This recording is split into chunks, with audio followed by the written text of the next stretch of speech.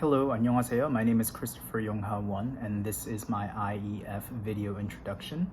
I just want to first start off by thanking the Lenape peoples for allowing me to reside on their land and for sharing my knowledge with you all.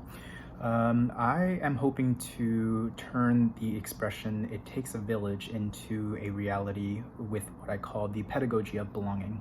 And so I want to be helping empower youth, specifically youth of color, international students, as well as refugee students, students who might even be from their lands but do not feel that they have a right to belong there for any particular reason, like oppression and whatnot. I want to work with youth in particular because I think that they are some of the most dehumanized and vulnerable populations, especially in the United States, and how a nation or any community treats its most vulnerable population really reflects how the overall well-being of that community is. According to UNICEF, United States is actually pretty low ranking among a lot of the developed countries in terms of how we treat our children. Both in terms of health, mental health, in terms of material well-being, in terms of health, etc. The pedagogy of belonging has two core principles, intrinsic motivation and belonging, which for a lot of people, they hear that and think it's common sense. Children being in an environment that they feel they could learn and learning materials that they want to learn is one of the most important foundations, in my opinion, based on neuroscience, for anybody to even begin the process of absorbing new information. And so that's what the pedagogy of belonging is kind of rooted in.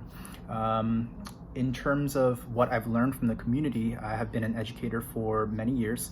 I also have grown up in a kind of third culture kid, in-betweenness of cultures, and that exposure has kind of led me to be very curious about how to use education as a form of empowerment. I've seen and witnessed a lot of classrooms that are increasing in terms of their diversity, and so the need for educators to differentiate learning in a very effective manner is crucial. If I were to be selected for the fellowship scholarship, I think that I would contribute by being a voice from a very different kind of background. I am queer, I'm Korean, bilingual. I have experienced mental health illnesses in terms of living with chronic PTSD.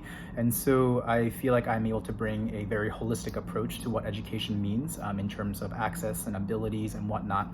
And education to me is all about giving back. So I want to use the discussions or whatever information that I learned from the mentoring to give back to the very communities that I'm going to be serving.